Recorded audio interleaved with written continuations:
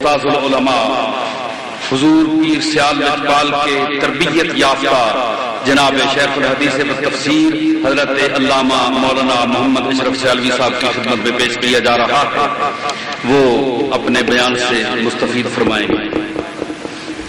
نحمد و صلی علی رسول الکریم وعلی آلہ الطیبین الطاہرین واصحابہ الکاملین الواصلین والتابعین لهم بالإحسان إلى يوم الدين، اما بعد فاعوذ باللہ من الشیطان الرجیم، بسم اللہ الرحمن الرحیم۔ وما ارسلنا من رسول الا ليطاع بإذن الله، صدق اللہ مولانا العظیم وصدق رسولہ النبی الکریم الامین۔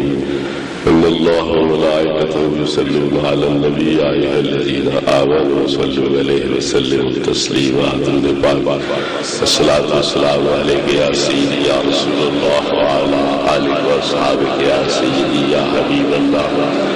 الصلاۃ والسلام علیک یا رحمۃ للعالمین وعلی آلک واصحابک یا شفیع المذنبین۔ واجب الاحترام مسلم ملت حضرت علامہ پروفیسر محمد منیب الرحمان صاحب دعوت برکات العالیہ،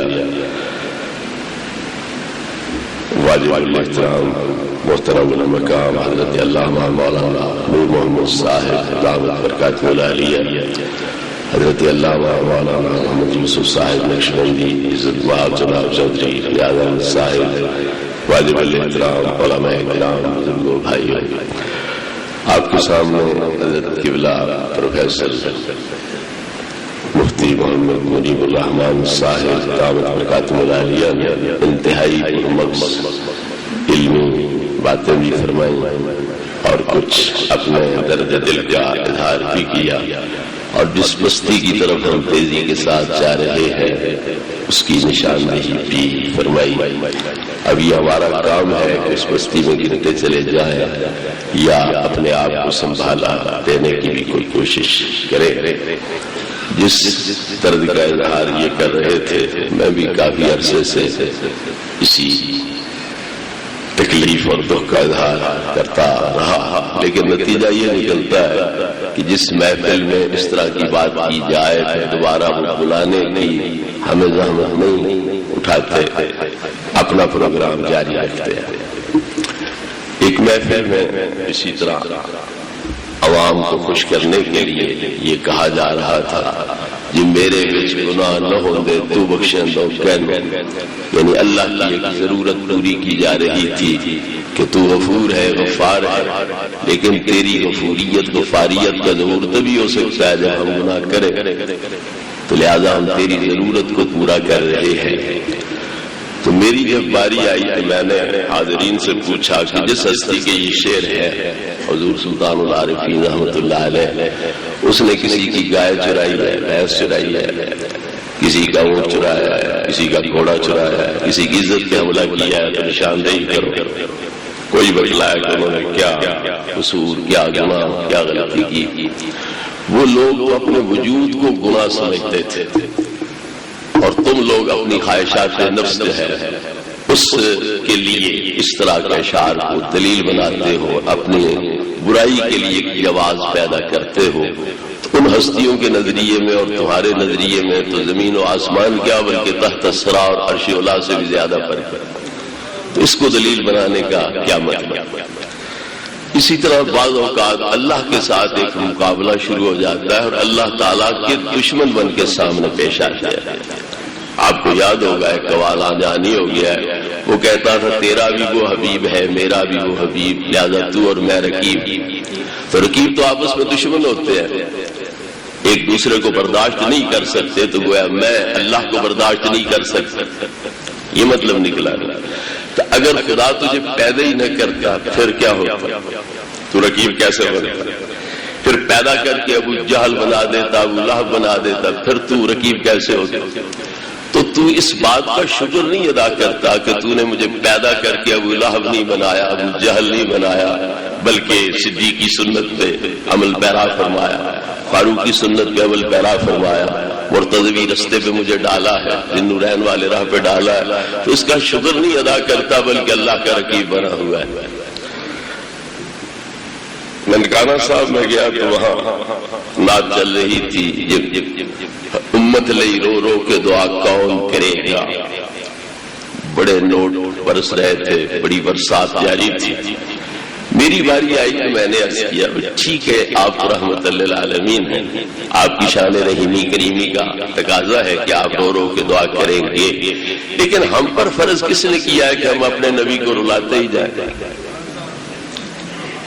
ہمیں شرم نہیں آنی چاہیے کہ ہم برائیاں کیوں کرتے ہیں، غلط کاریاں کیوں کرتے ہیں، اپنے نبی کو کیوں رلائیں، کیوں پریشان کریں؟ نبی کریم علیہ الصلوۃ والتسلیم نے فرمایا ہے حیاتی خیر لکم و مماتی خیر لکم، میری زندگی بھی تمہارے لیے بہتر ہے اور میری وفات بھی تمہارے لیے گھاٹے والا سودا نہیں ہے، خسارے کی بات نہیں ہے۔ کیوں؟ میں زندہ ہوں، زندہ رہوں گا، صرف مکان بدلے گا، میں قبر میں پہنچوں گا، تمہارے عمل مجھ پہ پیش ہوتے رہیں گے۔ وما وجدت من حسن حمدت اللہ علیہ، اچھے عمل دیکھوں گا تو اللہ کا شکر ادا کروں گا کہ میری امت کو نیکی کی توفیق عطا کی۔ وما وجدت من سیئ استغفرت اللہ لکم، اگر برے عمل دیکھوں گا تو تمہارے لیے بخشش کی دعائیں کرتا رہوں گا۔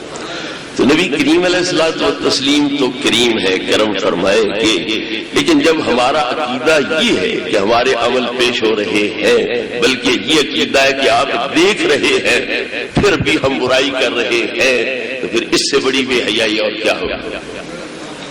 جو کہتے ہیں نبی ہمیں نہیں دیکھ رہے، ان کے بارے میں تو ہم یہ نہیں کہہ سکتے کہ وہ بہت بڑی بے حیائی کا ارتکاب کر رہے ہیں، لیکن آپ جن کا عقیدہ یہ ہے کہ نبی کریم علیہ السلام پر صرف عملی پیش نہیں ہو رہے، بلکہ آپ نبوت کی آنکھ سے ہمارے ظاہر کو، ہمارے باطن کو، ہمارے تقوی پرہیزگاری کو، ہماری بد کرداری بد عملی کو مشاہدہ فرما رہے ہیں، اور اس کے باوجود ہم وہی کچھ کر رہے ہیں، پھر اس سے بڑی بے حیائی اور کیا ہوگی؟ کچھ اللہ رب العزت کو تڑی دیتے ہوئے کہتے ہیں سانو کافی یار دا دوارا تے جنت رکھ کول اپنے، تو کیا اس کا مفہوم کیا ہے؟ مجھے تو نہیں سمجھ آئی کہ کیا نبی پاک بھی یہیں رہیں گے، روضہ شریف بھی یہیں رہے گا، قیامت بے شک قائم ہو جائے، یہ ساری دنیا بدل جائے، تبدل الارض غیر الارض، لیکن یہ بھی یہیں رہیں گے اور روضہ پاک بھی یہیں رہے گا، ان کو یار کا دوارا کافی ہے، نہ خود جنت جائیں گے نہ نبی پاک کو جنت جانے دیں گے، تم بھی یہیں رہو ہم بھی یہیں رہتے، کیا مطلب کیا ہے؟ تو جس طرح حضرت فرما رہے تھے کہ جن نعتیں سند تھی، حجت تھی، قرآن حدیث کا مغز تھی، وہ چھوڑ دی گئی ہے، اور جو جاہل ترین قسم کے لوگ اور صرف لوگوں کے جذبات سے کھیلنے والے، ان کے کلام کو سنا جاتا ہے اور اس میں دولت نثار کی جاتی ہے اور لٹائی جاتی ہے، اور بات سمجھ میں کچھ آتی ہے، دولت بھی ایسی ہے جائے اسی رستے پہ رہی، اصل قصور ان کا بھی نہیں ہے، کیونکہ جس طرح پر آئی ہے جانی بھی اسی طرح ہے، تو آ چکے ناجائز طریقوں سے رہی ہے تو جانی بھی ناجائز طریقے پر ہی ہے، تو اس لیے وہ اسی طرح پر جا رہی ہے۔ اور پھر لطف کی بات یہ ہے کہ جو سٹیج پر اس قدر عشق و محبت کے درس دے رہے ہوتے ہیں، انہوں نے نہ آپ کبھی نمازیں پڑھی ہے نہ اور کسی کو پڑھنے دیتے ہیں، تو لہذا اس کا کوئی علاج ہونا چاہیے، اگر ہو سکتا ہے تو چودھری صاحب جس حلقے میں موجود ہے، ان کا اثر رسوخ ہے، کوئی توجہ دلائے ان کو، 20 ٹکٹ عمرے کے، 40 ٹکٹ عمرے کے، کسی مدرسے کے بارے میں بھی سوچا کہ اس کا فنڈ پورا ہے یا نہیں، وہاں مدرس کو تنخواہ کیا ملتی ہے، ایک مقرر کا پھر بھی گزارا چل جاتا ہے، ایک تقریر کی 5,000 10,000 8,000 مل گیا، لیکن مدرس بیچارہ پورا مہینہ پڑھائے گا تو مہینے کے بعد اس کو تنخواہ کتنی پیش کی جائے گی؟ 2,000 2,500، یہ ماہانہ اس کی تنخواہ ہے۔ اس دور میں 2,500 تنخواہ لے وہ آدمی جو 6 گھنٹے پڑھائے، پھر 6 گھنٹے اس پڑھانے کے لیے تیاری کرے، 24 گھنٹے میں سے کم از کم 12 گھنٹے ادھر صرف کرے، تو مہینے کے بعد اس کی تنخواہ 2,500 روپیہ یہ ہوگی۔ ایسی صورتحال میں کون تدریس سنبھالے گا، کون درس نظامی پڑھے گا؟ جب اپنے اساتذہ کا حال دیکھ رہے ہوں گے تو طلباء اس طرف آئیں گے۔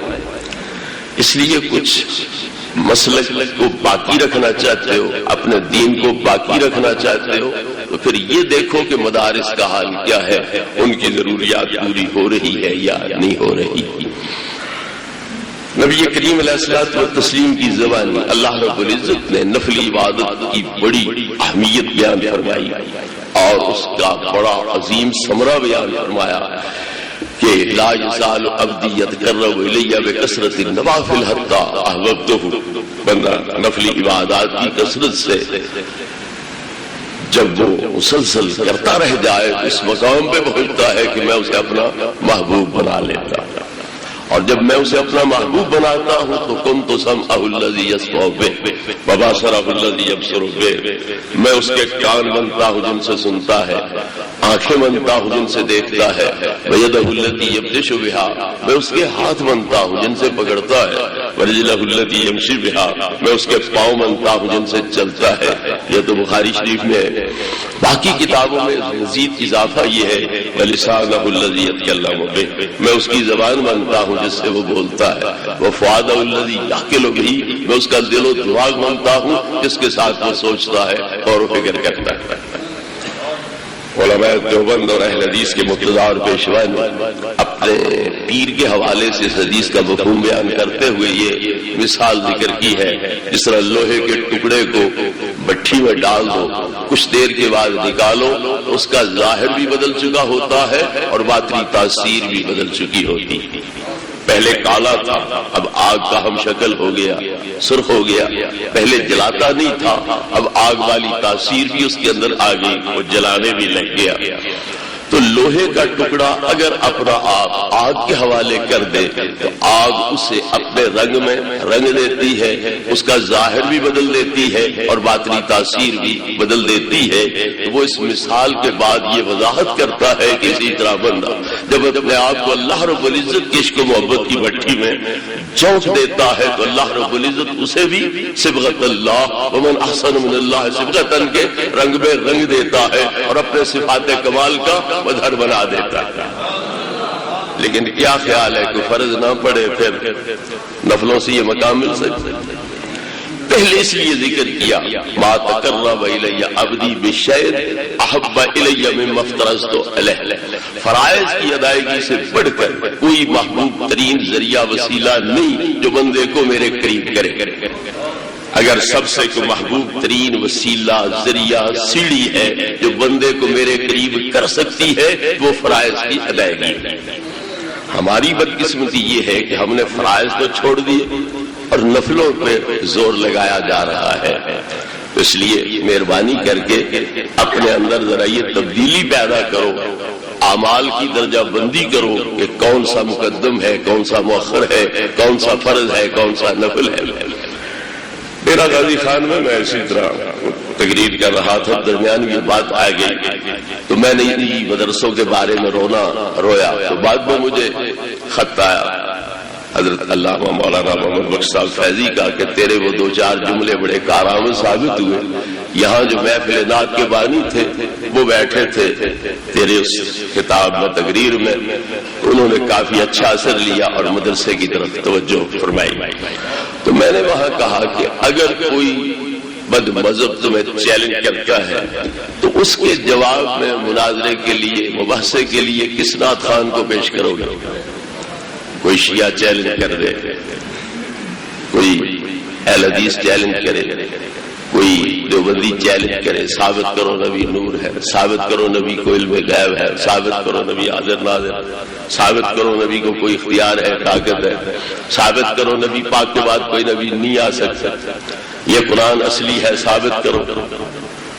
صحابہ تمہارے مرتد نہیں ہوئے تھے، ظالم غاصب نہیں تھے، ثابت کرو، کس نعت خان کو پیش کرو؟ اس وقت علماء کو ڈھونڈو گے، کوئی عالم ملے جو شیعہ کے ساتھ بحث کرے، اہل حدیث کے ساتھ بحث کرے، کوئی دیوبندی کے ساتھ، کوئی مرزئی کے ساتھ، کوئی عیسائی کے ساتھ، اس وقت علماء کی ضرورت پیش آئے گی۔ تو پہلے بھی کبھی سوچا کہ ہمارے مدارس ہے یا نہیں ہے، علماء تیار ہو رہے ہیں یا نہیں ہو رہے، ان کے اخراجات پورے ہو رہے ہیں یا نہیں ہو رہے ہیں؟ مدرسے اس لیے بند ہو رہے ہیں کہ خرچہ پورا نہیں ہوتا۔ لہذا مہربانی کرو، مدارس کی خدمت فرض ہے، علم دین پڑھنا ضروری ہے، فرض ہے، اس کی طرف بھی کوئی توجہ دی جائے۔ میرے ایک عزیز لاہور میں جب میں جامعہ نعیمیہ میں پڑھاتا تھا تو وہاں ایک مسجد کے امام خطیب بنے، تو عصر کے بعد شہر کو نکلتے تھے تو میں نے کہا چلو آج ادھر چلتے ہیں، تو اتفاقاً متولی صاحب بیٹھے تھے۔ وہ بتلا رہا تھا کہ چوک ڈال گرہ میں ہماری اتنی دکانیں ہیں، فلاں چیز کا کارخانہ ہے، فلاں چیز کی مل ہے، یہ ذریعہ آمدنی ہے، وہ ہے، تو ہم نے چونکہ ملازمت تو بچوں کو کروانی نہیں تھی، ہم نے دین کے لیے وقف کر دیا۔ اربوں پتی ہونے کا وہ لوگ فائدہ یہ اٹھاتے ہیں کہ بچوں کو نوکریاں تو کروانی نہیں، ملازمتیں تو کروانی نہیں، اللہ کے دین کے لیے وقف کر دیا ہے۔ ڈرائیور صبح جامعہ شرفیہ انہیں چھوڑ آتا ہے، چھٹی کے وقت واپس لے آتا ہے۔ ہمارا کوئی گھر سے اٹا کھانے کا کسی کو مل جائے تو وہ سوچتا ہے کہ خدا بھی ہے یا نہیں، یہ مولویوں نے رولا ڈالا ہوا ہے، شور مچایا ہوا ہے، خدا ہے، عذاب ہے، دوزخ ہے، پتہ نہیں خدا بھی ہے یا نہیں۔ ہمارا حال یہ ہے، اور اس طرف اربوں پتی ہو کر حال یہ ہے کہ بچوں سے نوکری تو کروانی کوئی نہیں، انہیں دین کے لیے وقف کیوں نہ کر دیں۔ تو جس قوم کے یہ جذبات ہیں اس قوم کے ساتھ ہمارا مقابلہ ہے۔ اپنی رفتار بھی دیکھ لو، ان کی رفتار بھی دیکھ لو۔ ہمارے ایک دوست ہے گھوڑیاں والا چک کے، تو وہ کہتے تھے یہاں 2 بندے وابی ہوئے تھے تو 14 کوس سے لوگ سائیکلوں پر آ کر دیکھتے تھے۔ کیوں آتے تھے؟ کہ دیکھے وابی ہوتے کیسے، وہ مشاہدہ کرنے کے لیے آتے تھے کہ دیکھیں تو صحیح وابی ہوتی کیسے ہے۔ تو جس طرح حضرت فرما رہے تھے 25 سال کے پیریڈ کے بعد ہو سکتا ہے ہمارا حال یہ ہو کہ دیکھنے لوگ آئے وہ بریلوی سنی کیسے ہوتے ہیں، لوگ یہ دیکھنے کے لیے آئے۔ ہم ایک عجائب گھر میں یا چڑیا گھر میں نمونہ بن کے رہ جائیں کہ بریلوی ایسے ہوتے ہیں۔ لہذا کچھ اپنی اس بستی کی طرف توجہ دو اور اس گرنے سے اپنے آپ کو بچانے کی کوئی کوشش ہو سکتی ہے تو وہ کرو۔ اولاد کا بھلا تم یہ سوچتے ہو کہ ان کے لیے کوٹھیاں بن جائیں، زمینیں بن جائیں، باغ لگ جائیں، کوئی کارخانہ مستقل ذریعہ آمدنی یہ ہو جائے، یہ تو سوچتے ہو اولاد کی بھلائی کا، لیکن یہ کوئی نہیں سوچتے کہ قبر میں ان کے ساتھ کیا ہوگا، قیامت کو ان کے ساتھ کیا ہوگا۔ تو جو ان کی ابدی زندگی کا مقام محل ہے اس کی بہتری کے لیے سوچنے کی کوئی ضرورت نہیں۔ ہمیں نبی کریم علیہ الصلوۃ والتسلیم نے حکم دیا کہ 7 سال کو تمہاری اولاد پہنچے ان کو نماز شروع کرواؤ، صرف یہ نہیں کہ الفاظ رٹا دو، شروع کرواؤ، اور 10 سال کی عمر کو پہنچ جائے تو نہ پڑھے تو پٹائی کرو، ان کی ٹھکائی کرو، انہیں مار کے پڑھاؤ تاکہ بالغ ہونے تک وہ عادی ہو چکے ہوں، پھر ان کی نماز قضا کوئی نہ ہونے پائے۔ تو ماں باپ کا حق تو یہ ہے کہ اولاد کو اللہ کا بندہ بنائے۔ رزق کی ذمہ داری اللہ رب العزت نے لے رکھی ہے لیکن اس کی فکر ہم کرتے ہیں، اور جنت کی ذمہ داری یہ اللہ نے نہیں لے رکھی۔ من شاء فلیؤمن ومن شاء فلیکفر انا اعتدنا للکافرین سعیرا۔ اللہ فرماتا ہے ایمان لاؤ تمہاری مرضی، کفر کرو تمہاری مرضی، ایمان لاؤ تو جنت دے دیں گے، کفر کرو تو دوزخ میں ڈال دیں گے، ہمارا کیا جاتا ہے۔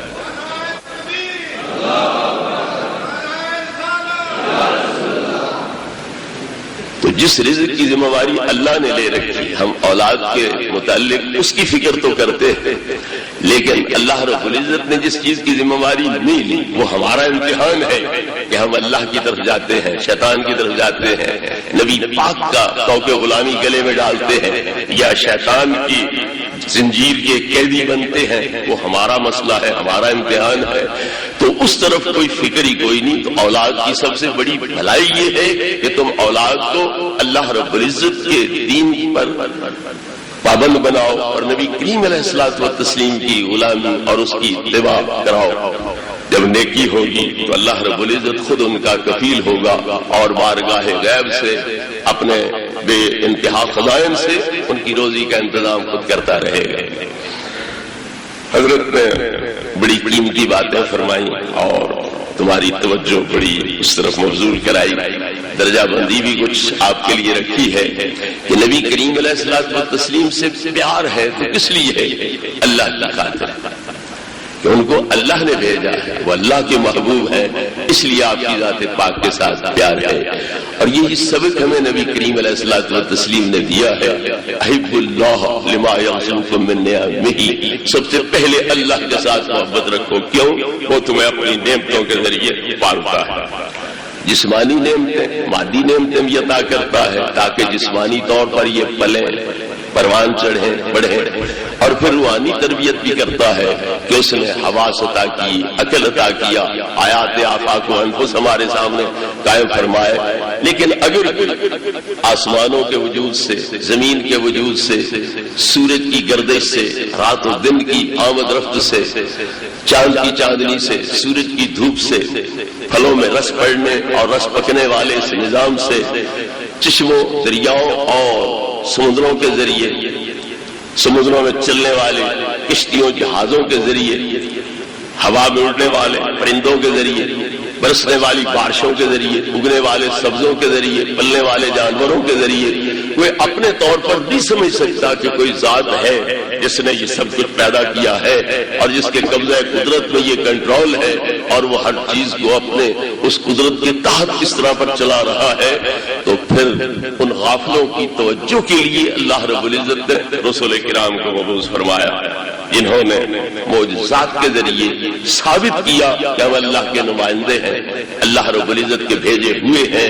اور اگر ہم عرض کریں تو اللہ رب العزت اپنے نظام میں تبدیلی پیدا کر دیتا ہے۔ یہ اس بات کی دلیل ہے کہ ہم اس کے نمائندے ہیں۔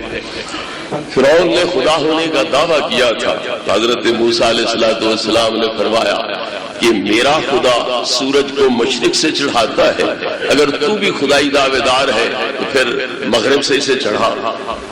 ان اللہ یأتی بالشمس من المشرق فأتی بہا من المغرب، تو تو اسے مغرب سے نکال۔ فبہت الذی کفر، وہ مبہوت ہو گیا، کوئی جواب نہ دے سکا۔ لیکن ایک طرف فرعون کے سامنے موسیٰ علیہ السلام یہی دلیل رکھ رہے ہیں کہ سورج مغرب سے کوئی نہیں نکال سکتا، دوسری طرف ہمارا عقیدہ یہ ہے کہ سورج الٹے پاؤں پلٹے، چاند اشارے سے ہو چاک، اندھے نجدی دیکھ لے قدرت رسول اللہ کی، تو پھر ماننا پڑتا ہے کہ یہ اللہ کے مقابلے کے طور پر نہیں بلکہ اللہ کی قدرت کے مظہر کے طور پر نبی کریم علیہ الصلوۃ والتسلیم نے سورج کو الٹے پاؤں پھیرا۔ ایک ہستی پاک زمین پہ کھڑی ہے اور وہ انگلی کا اشارہ کرتی ہے، اور وہ چاند جو زمین سے بڑا نہیں تو چھوٹا بھی نہیں اور 2,40,000 میل کی دوری پہ کھڑا ہے، وہ اس اشارے سے تو لخت ہو جاتا ہے، اس کا جگر شک ہو جاتا ہے۔ حالانکہ فلسفی کہتا ہے اشارہ کیا ہے؟ الامتداد الموہوم الآخذ من المشیر المنتہی المشار الیہ، اشارہ ایک وہمی لکیر ہے جو اشارہ کرنے والے کی انگلی سے نکلتی ہے اور جس چیز کی طرف اشارہ کرتا ہے اس میں پڑتی ہے۔ تو جس ہستی کی انگلی پاک سے نکلنے والی وہمی لکیر کی طاقت یہ ہے کہ 2,40,000 میل کی بلندی پہ زمین سے بھی بڑے جسم کے 2 ٹکڑے کر کے رکھ دے، تو ان کی وہمی لکیر کی اگر تاب و تما یہ ہے تو انگلی کی طاقت کیا ہوگی، پنجے کی طاقت کیا ہوگی، ہاتھ کی طاقت کیا ہوگی، اور ذات کی طاقت کیا ہوگی۔ لیکن یہ ذاتی نہیں، ان کو پیدا کیا تو اللہ نے، اور یہ طاقتیں قدرتیں بخشی ہیں تو اللہ تبارک و تعالیٰ نے بخشی ہے۔ تو کبھی درخت جڑوں پہ چلا رہے ہیں، کبھی پتھر پانی پہ تیرا رہے ہیں، کبھی کنکریوں سے اپنی رسالت کی گواہی دلوا رہے ہیں، کبھی گو اور اس قسم کے جانوروں سے اپنی رسالت کی گواہی دلوا رہے ہیں، کبھی انگلیوں سے پانی کے چشمے جاری فرما رہے ہیں۔ یہ اللہ کی قدرت کی دلیل بن کے آتے ہیں تاکہ پتہ چلے کہ عام انسانی یہ طاقت نہیں ہے، اگر یہ طاقت ہے تو خدائی طاقت ہے، اور وہ یہ نہیں کہہ رہے کہ میں خدا ہوں، وہ یہ کہہ رہے ہیں کہ میں تو اس کا بندہ ہوں، اس کا نمائندہ ہوں۔ اللہ رب العزت نے مجھے اپنی طرف سے تمہاری ہدایت کے لیے مبعوث فرمایا۔ بدقسمتی سے لوگوں نے، ہمیں بھی اپنا قصور ماننا چاہیے۔ بریلوی دیوبندی اہل حدیث یہ علیحدہ تفریقہ ہے، علماء تو ہے نا، تو ہمیں بھی اپنا قصور ماننا چاہیے کہ جو ہمارے مل کے بیٹھ کے حل کرنے کے مسائل تھے وہ ہم عوام کی عدالت میں لے آئے۔ تو حضرت اثر شخصیت ہے، آپ سے اپیل ہے کہ کچھ اوپر والی سطح پر یہ کوشش فرمائیں کہ جھگڑے عوام کے سامنے یہ طے نہیں ہو سکتے علم غیب ہے یا نہیں ہے، آپ مختار کل ہیں یا نہیں ہے، حاضر ناظر ہیں یا نہیں ہے، تو یہ علماء مل کے بیٹھتے طے کرتے، اس کے بعد عوام کو ایک متفقہ فیصلہ سنا دیتے تو ادھر سے توجہ ہٹتی، کوئی اعمال کی طرف بھی توجہ دی جاتی۔ اب جو بھی جلسہ ہوتا ہے تو اختلافی مسئلے بیان ہوتے ہیں، عمل کے بارے میں تو بیان کرنے کی فرصت ہی کوئی نہیں ہوتی، جہاں جاؤ پہلے ایک جھگڑا کھڑا ہوتا ہے اسی کے مطابق تقریر کرنا پڑتی ہے۔ تو عملی طور پر اصلاح والی تقریر تو ہوتی کوئی نہیں، بلکہ مجھے بھی اچانک کوئی فرما دے کہ آج اس عمل پر تم نے تقریر کرنی ہے، تو ہو سکتا ہے میں نہ کر سکتا، تیاری نہیں ہوتی، فرصت ہی نہیں اس طرف توجہ دینے کی۔ یہ کچھ ہمارا بھی قصور ہے کہ ہمیں چاہیے تھا یہ مسئلے اپنی جگہ پر طے کرتے اور متفقہ فیصلہ عوام کے سامنے جا کے رکھتے، تو اب جہاں بھی جاتے ہیں یہی جھگڑے جو ہے وہ کھڑے ہو جاتے ہیں۔ جس کا نام محمد ہے وہ کسی چیز کا مالک و مختار نہیں، اللہ کی ساری مخلوق بڑی ہو چھوٹی ہو، اللہ کی شان کیا گئے چوار سے ذلیل ہے۔ اس طرح کی باتیں جب کی جاتی ہیں تو پھر انہی کے جواب میں یہ سارا وقت جو ہے وہ گزر جاتا ہے، تو باقی اصلاح جو ہے وہ ہو کس طرح سکتی ہے؟ لہذا علماء کرام کا بھی یہ فرض بنتا ہے کہ وہ اس طرف توجہ دیں، ورنہ ہماری وجہ سے بھی گویا ایک بگاڑ جو ہے وہ پیدا ہو رہا ہے ان لڑائیوں جھگڑوں کی وجہ سے۔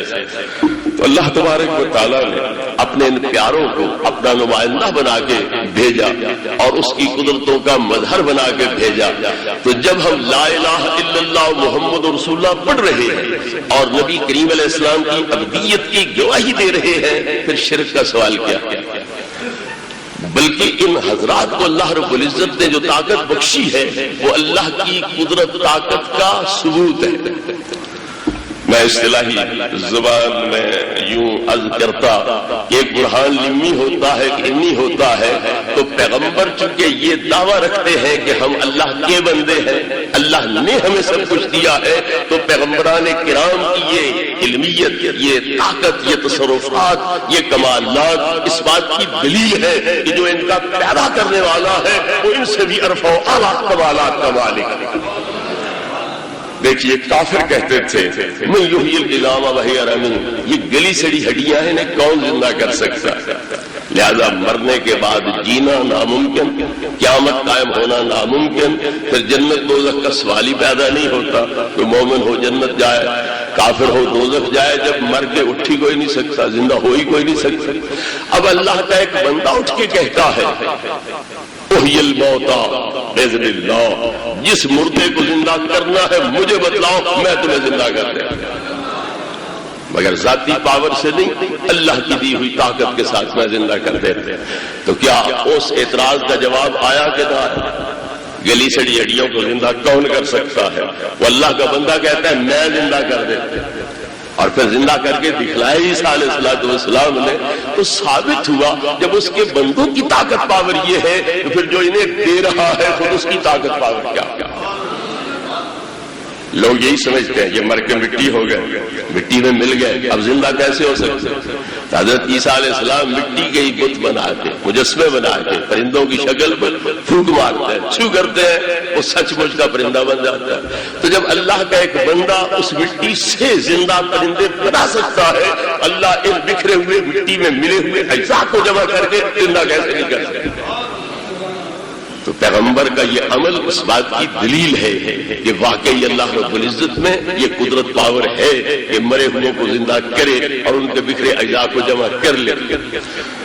حضرت ابراہیم علیہ السلام کے سامنے اللہ رب العزت نے بکھرے اجزاء کو جمع کر کے دکھلایا اور ان کو اطمینان دلایا تاکہ وہ لوگوں کو آگے مطمئن کریں۔ اسی طرح ایک ہستی ابھی پیدا ہوئی اور ابھی اس کو ساری کائنات کا علم عطا کر دیا گیا، بن پڑھے مکتب میں گئے، الف ب سیکھے، اور وہ منبر پہ بیٹھ کے اعلان کرتے ہیں واللہ لا تسألونی عن شیء فیما بینکم و بین ساعۃ الا انبأتکم بہ، اب سے لے کر قیامت تک جو پوچھو میں یہی منبر پہ بیٹھے تمہیں بتلاتا ہوں۔ کتنے علم کہاں سے آ گیا؟ پڑھی لکھی دنیا کو چیلنج کر رہے ہیں، یہود و نصارہ کو، اہل کتاب کو چیلنج کر رہے ہیں کہ جس نے جو پوچھنا ہے وہ کرے سوال، میں جواب دیتا۔ لقب امی، بے پڑھے، کسی استاد کے شاگرد نہیں، کسی سے الف بے سیکھی نہیں، مگر دعویٰ یہ ہے شریعت پوچھو، طریقت پوچھو، حقیقت پوچھو، شہادت پوچھو، غیب پوچھو، میں بھی یہاں متلاتا ہوں۔ یہ علم کدھر سے آ رہا ہے؟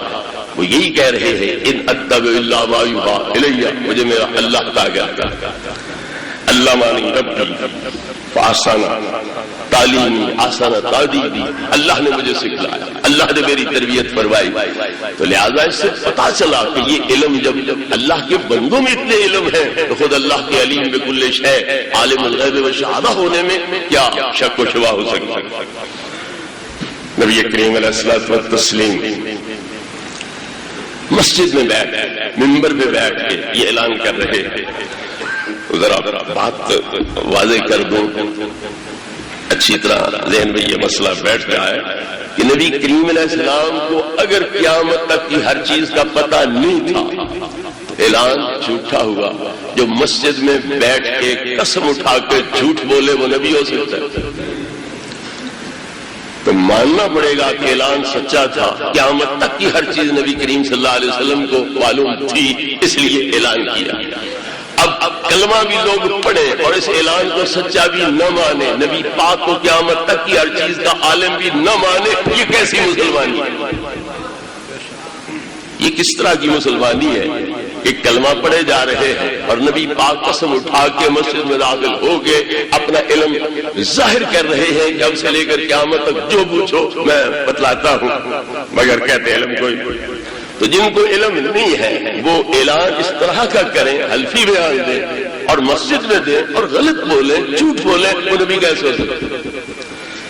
اس قدر دھاندلی کی جاتی ہے انبیاء علیہ السلام کی بارگاہ میں، اور اس کو شرک سمجھتے ہوئے یہ حقائق جو ہے ان سے آنکھیں بند کر لی جاتی ہیں۔ حالانکہ شرک کیا ہے؟ یہ تو اللہ کی علمیت کی دلیل ہے کہ جس نے اپنے ایک بندے کو اتنا علم دے دیا ہے، خود اس خدا کے علم کی شان کیا ہے؟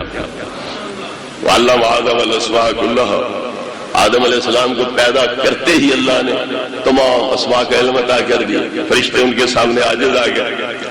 تو اللہ نے واضح کر دیا کہ میری نیابت خلافت کے لیے ایسے لوگ چاہیے جن کا علم اتنا کامل ہو، اور تم میں اتنا علم نہیں ہو سکتا، لہذا تم میری نیابت خلافت کے لائق نہیں ہو۔ تو جب نبی کریم علیہ السلام رسولوں کے بھی رسول ہیں، نبیوں کے بھی نبی ہیں، تو پھر جتنا علم اللہ رب العزت نے کسی بھی پیغمبر کو عطا کیا تھا اس سے بہت زیادہ علم اپنے محبوب پاک صلی اللہ علیہ وسلم کو عطا فرمایا۔ جس طرح آپ کی نبوت تمام انبیاء کی نبوتوں کی جامع ہے، آپ کی کتاب تمام انبیاء کی کتابوں کی جامع ہے، اسی طرح آپ کا علم بھی تمام انبیاء کے علموں کا جامع ہے، بلکہ وہ کچھ بھی آپ کے علم میں ہے جو کسی پیغمبر کے بھی علم میں نہیں ہے، نہ ہو سکتا۔ لہذا اس کو شرک سمجھنا یہ بات غلط ہے، بلکہ اللہ رب العزت کی علمیت سمجھ یہاں سے آتی ہے۔ پیغمبران کرام مردے زندہ کر رہے ہیں، کوڑیوں کے کوڑ دور کر رہے ہیں، وہی ہستیاں پتھر پہ ڈنڈا مارے تو 12 چشمے پیدا ہو جائے، پھر ڈنڈا مارے تو وہ رک جائے، اسی ڈنڈے کو میدان میں پھینکے وہی رہا بن جائے، اور 70,000 رس سے ڈنڈے کو نگل بھی جائے جو صاف بنے نظر آتے تھے، پھر پکڑے تو اتنے تک کا اتنا ڈنڈا رہ جائے۔ تو یہ اللہ کی قدرت کے نمونے بن کے ہمارے پاس آتے ہیں اور اللہ کی الوہیت کی دلیل ہوتے ہیں۔ اسی لیے اللہ رب العزت نے نبی کریم علیہ السلام کے منصب نبوت کو برہان ذات سے تعبیر کرتے ہوئے فرمایا کہ قد جاءکم برہان من ربکم، میری طرف سے تمہارے پاس وہ ذات تشریف لا رہی ہے جو چوٹی سے ایڑی تک مجسم میری قدرتوں کی برہان ہی برہان ہے، دلیل ہی دلیل ہے۔ لا الہ الا اللہ محمد رسول اللہ، اسی کے بارے میں آپ کے پاس یہ گزارشات پیش ہوتی رہی ہیں۔ تو آج حضرت تشریف لے آئے، ہمارے لیے بڑی خوشی اور سعادت ہے، آپ کے خطاب دل نواز کے سننے کا بھی موقع ملا، اور یہ 3 سال کا اختتام اس مبارک انداز میں ہوا۔ لا الہ الا اللہ کا مختصراً ترجمہ پھر میں آپ کے سامنے دہرا دوں کہ ہمارے نزدیک اس کے 4 مطلب ہیں لا الہ الا اللہ کے۔ پہلا کیا کہ نہیں کوئی عبادت کے لائق مگر اللہ، کیونکہ عبادت اسی کی ہوتی ہے جس کے کمالات ذاتی، جس کے کمالات عطائی ہوں اس کی اطاعت ہو سکتی ہے، اس کی عبادت نہیں ہو سکتی۔ اسی لیے ہر پیغمبر کی اطاعت واجب ہے مگر کسی کی عبادت جائز نہیں ہے۔ جو مسلمان حکمران ہے، مسلمان حکمران کا مطلب ہے جو اسلام نافذ کرنے والے ہیں، نبی پاک کے دین کو لوگوں پر جاری ساری کرنے والے ہیں، وہ جو اسلام کا مذاق اڑانے والے ہیں وہ مراد نہیں ہے۔ ان کی اطاعت کی اللہ نے لازم کر دی ہے، اطیعوا اللہ واطیعوا الرسول واولی الامر منکم، اللہ کی اطاعت کرو، اللہ کے رسول کی اطاعت کرو اور اپنے مسلمان حکمرانوں کی اطاعت کرو۔ تو اطاعت غیر اللہ کی ہو سکتی ہے، کیوں؟ اس کا دار و مدار ذاتی کمالات پر نہیں، عطائی اختیارات ہوں تو پھر بھی اطاعت ہو سکتی ہے۔ اس لیے اطاعت ہر پیغمبر کی لازم، لیکن عبادت کسی کی بھی جائز نہیں ہے۔ عبادت صرف اور صرف اللہ رب العزت کی ہے۔ دوسرا مطلب اس مقدس جملے کا لا الہ الا اللہ کا کیا ہے کہ نہیں کوئی متصف بصفات الکمال حقیقتاً مگر اللہ رب العزت۔ علم، سمع، بصر، ارادہ، قدرت، کلام، تخلیق، یہ صفات ذاتیہ جو ہے یہ صرف اور صرف اللہ رب العزت میں ہے اور کسی میں یہ صفات حقیقتاً موجود نہیں ہے۔ تیسرا مطلب یہ ہوا کہ لا الہ الا اللہ، لا مؤثر فی الخلق الا اللہ، اگر کوئی حقیقی تاثیر تدبیر کر رہا ہے تو وہ صرف اور صرف اللہ رب العزت کی ذات ہے، باقی سب اس کے فیصلوں کے، اس کے جو شان تنفیذ ہے، شان حکم ہے، اس کے مظاہر ہے، حقیقی حکم جو ہے وہ اللہ رب العزت کی طرف سے ہے اور حقیقی خلق اور تاثیر ایجاد جو ہے وہ صرف اور صرف اللہ رب العزت کی طرف سے ہے۔ ہمارا عقیدہ ہے پانی پینے پر پیاس بجھتی ہے مگر پانی سبب ہے، پیاس بجھانے والا اللہ ہے۔ روٹی کھانے پر بھوک دور ہوتی ہے لیکن روٹی کھانا سبب ہے، بھوک بجھانے والا ہے اور بند کرنے والا ہے اللہ رب العزت کی ذات ہے۔ آگ میں کوئی ڈالا جائے تو آگ جلانے کا سبب ہے، حقیقی جلانا اللہ تعالیٰ کی طرف سے ہے۔ وہ یا نار کونی بردن کہہ دے تو مجال نہیں آگ کی کہ وہ کسی کا بال بھی ٹیڑھا کر سکے، تو باقی سبب ہے، مؤثر حقیقی ہے تو اللہ رب العزت کی ذات ہے۔ سبحان الذی بیدہ ملکوت کل شیء، ہر چیز کی لگامیں ہیں تو اللہ رب العزت کے دست قدرت میں۔ اور چوتھا مطلب اس کا کیا ہوا؟ لا موجود الا اللہ، حقیقی وجود اگر ہے تو صرف اور صرف اللہ کا ہے، باقی جو بھی ہے اللہ رب العزت کے وجود کے مظاہر ہیں اور وہ آئینہ ہے جن کے اندر اللہ رب العزت کے وجود کا عکس و پرتو نظر آ رہا ہے۔ بخدا غیر خدا درد و جہاں چیزیں نیز، جو باطنی آنکھوں والے ہیں انہوں نے اپنی باطنی آنکھ سے کائنات کے ان آئینوں کا اچھی طرح مشاہدہ کر کے یہ فیصلہ دیا ہے ان آئینوں میں اگر جلوہ گری ہے تو صرف اور صرف اسی ایک ذات کے وجود حقیقی کے عکس و پرتو کی جلوہ گری۔ اس کے بعد محمد رسول اللہ یہ آیا۔ پہلے انبیاء علیہ الصلوۃ والسلام اپنا اپنا نام ساتھ ذکر کرتے رہے، خدا رات منصب بیان کرتے رہے، لیکن وہاں قوموں کی تخصیص تھی، وقت کی تخصیص تھی، علاقے کی تخصیص تھی۔ محمد رسول اللہ میں جملہ اسمیہ ہے، دوام کے لیے ہے، اور واقعاتاً بھی نبی کریم علیہ السلام کی نبوت و رسالت کو دوام ہے قیامت تک کے لیے، بلکہ اس کے بعد جنت میں بھی جو عبادات ہوں گی وہ نبی کریم علیہ السلام کی شریعت کے مطابق ہوں گی۔ تو بہیمانہ نبی کریم علیہ السلام کی نبوت کو دوام حاصل ہے۔ پھر اس میں کسی قوم کی تخصیص کوئی نہیں کہ انسانوں کے نبی ہے، صرف جنوں کے نبی ہے، صرف فرشتوں کے نبی ہے، بلکہ محمد رسول اللہ اللہ کے رسول ہیں۔ کن کے لیے وہ حذف کر دیا گیا، حذف دلیل تعمیم ہے، تو مطلب یہ ہوا اس کو بھی اللہ رب العزت نے خلعت وجود عطا کی ہے، اس کے گلے میں توق میرے محبوب کی غلامی کا ہونا ضروری اور لازمی ہے۔ نبی کریم علیہ الصلوۃ والتسلیم فرماتے ہیں ارسلت الی الخلق کافۃ، مجھے ساری مخلوق کی طرف رسول بنا کے بھیجا گیا۔ فرشتے آپ کے اماموں کے پیچھے نمازیں پڑھتے، جب یہاں امام الضالین کہتا ہے تو آسمان کے آخری طبقہ جو ہے ساتواں آسمان، اس کی چھت پر موجود فرشتے بھی آمین کہہ رہے ہوتے۔ ہمارے اماموں کے پیچھے صفیں باندھ کے مقتدی بن کے نماز پڑھ رہے ہوتے ہیں، مگر ہمارے نبی کے حلقہ غلامی میں داخل نہیں ہیں، آپ کے دائرہ نبوت اور رسالت میں داخل نہیں ہیں، ہمارے اماموں کی اقتداء کیسے کرتے ہیں؟ تو فرشتے بھی آپ کی امت میں داخل، جنات بھی آپ کی امت میں داخل، انسان بھی داخل، بلکہ جملہ حیوانات، بلکہ نباتات اور جماعات جو ہیں وہ بھی نبی کریم علیہ السلام کے حلقہ غلامی میں داخل ہیں۔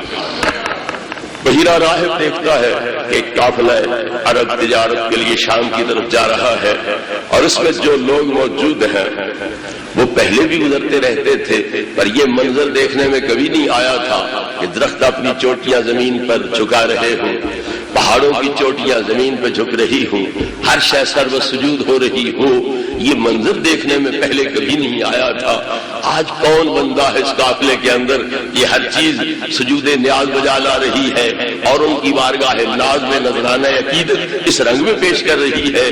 وہ اپنی عبادتگاہ سے اترا، قافلے میں گھل مل گیا، ہر چہرے کو بغور دیکھنے لگا۔ جب نبی کریم علیہ السلام جب یہ نوخیز تھے، بالغ بھی نہیں ہوئے تھے، آپ کے پاس پہنچا تو ہاتھ پکڑ کے پکار اٹھا، ھذا سید ھذہ الامہ، یہ اس امت کے سردار ہیں، وسیبعثہ اللہ رحمۃ للعالمین، اللہ ان قریب ان کو کائنات کے لیے رحمت مجسم بنا کے بھیجے گا۔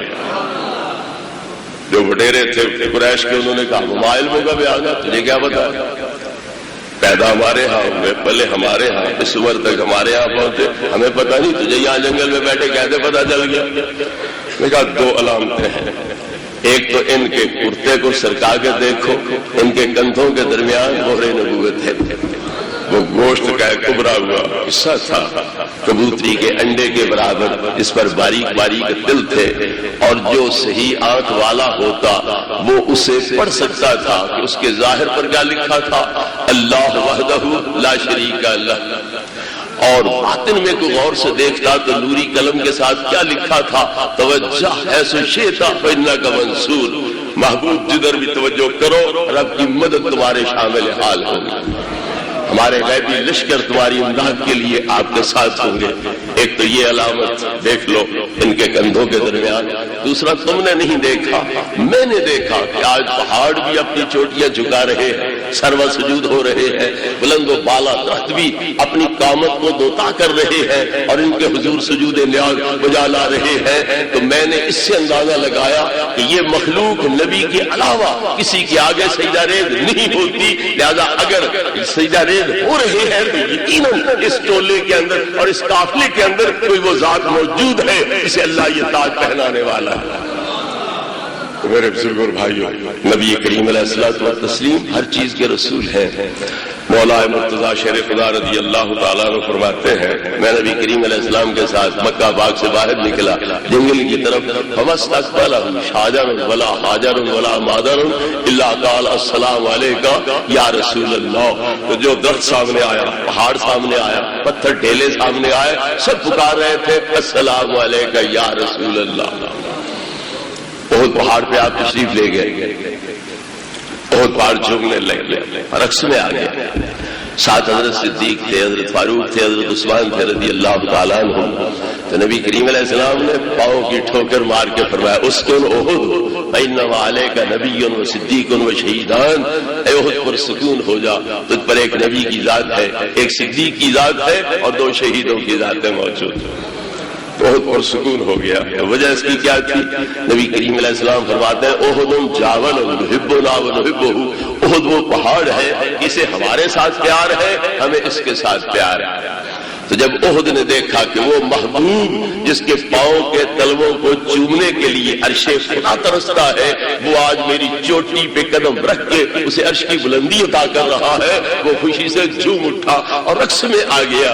بڑے بڑے پتھر ٹوٹ ٹوٹ کے نیچے گرنے لگ گئے۔ تو نبی کریم علیہ السلام نے دیکھا کہ یہ زیادہ ہی وجد میں آ گیا تو ہمیں بھی دھکے لگیں گے، تکلیف پہنچے گی، مجھے بھی میرے یاروں کو بھی۔ تو پیر کی ٹھوکر مار کے فرمایا اسکن احد فإنما علیک نبی و صدیق و شہیدان، اے احد پر سکون ہو جا، تجھ پر ایک نبی کی ذات ہے، ایک صدیق کی ذات ہے اور دو شہیدوں کی ذات ہے۔ تو احد پر سکون ہو گیا، نبی پاک کے حکم کو مانا، تسلیم کیا اور سکون ہو گیا۔ اور نبی کریم علیہ الصلوۃ والتسلیم نے ہمارے لیے بھی ایک سبق اس میں چھوڑا ہے، کیا کہ احد پہاڑ کو جس طرح میرے آنے کی خوشی ہے، میرے صدیق کے آنے کی بھی خوشی ہے، میرے فاروق میرے عثمان کے آنے کی بھی خوشی ہے، اس لیے وہ خوشی میں جھوم رہا ہے، رقص کر رہا ہے۔ تو اگر پہاڑ بھی ان سے محبت کریں، جماعات بھی ان سے محبت کریں، تو ہم انسان ہو کر، مسلمانی کے دعوے دار ہو کر، نبی پاک کی غلامی کے دعوے دار ہو کر ان سے دشمنی کیوں رکھیں؟ انہیں غاصب ظالم کیوں مانے؟ ان کو نبی کریم علیہ الصلوۃ والتسلیم اعزاز دے رہے ہیں، یہ صدیق ہیں اور وہ دو شہید ہیں۔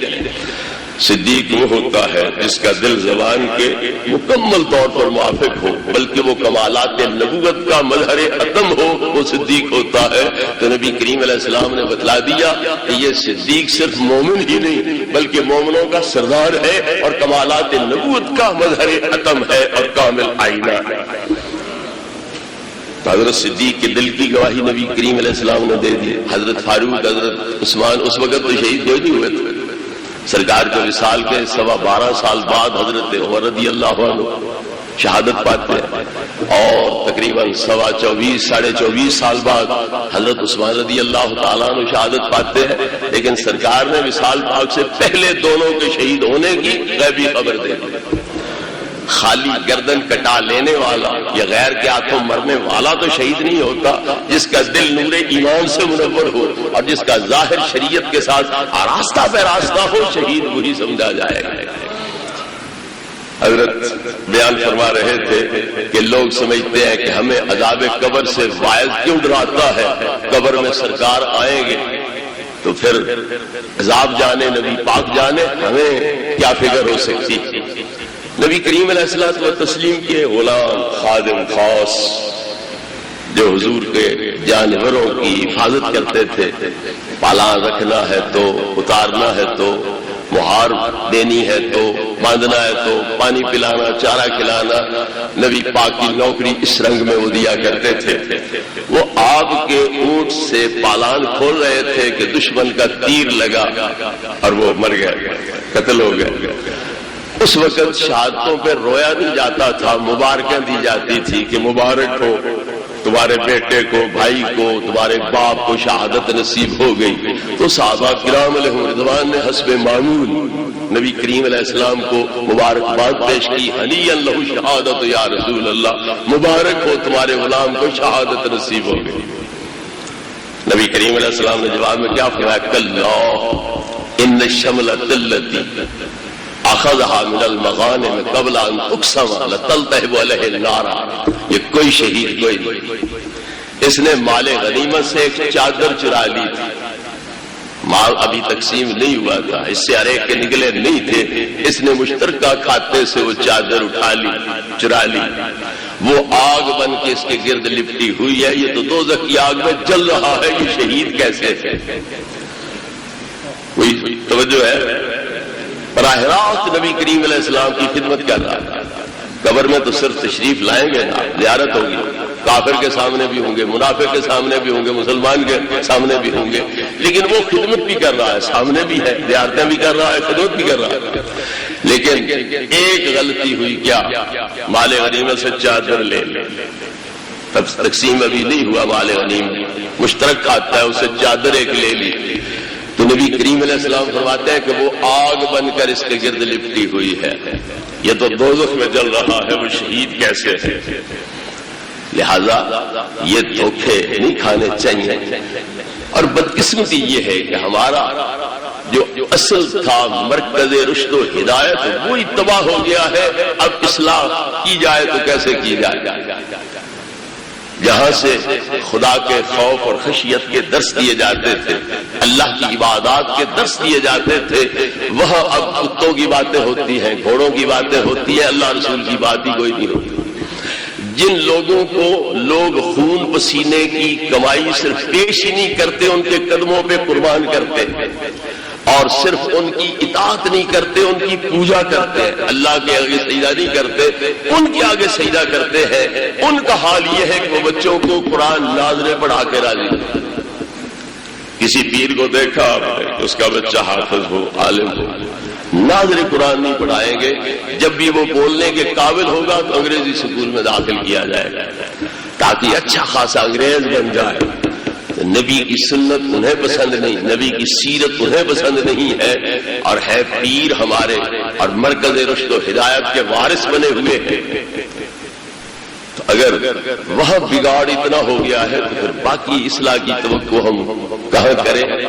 لیکن بہرحال مایوسی کفر ہے، گناہ ہے، مایوس نہیں ہونا چاہیے، اپنے طور پر کوشش جاری رکھنی چاہیے.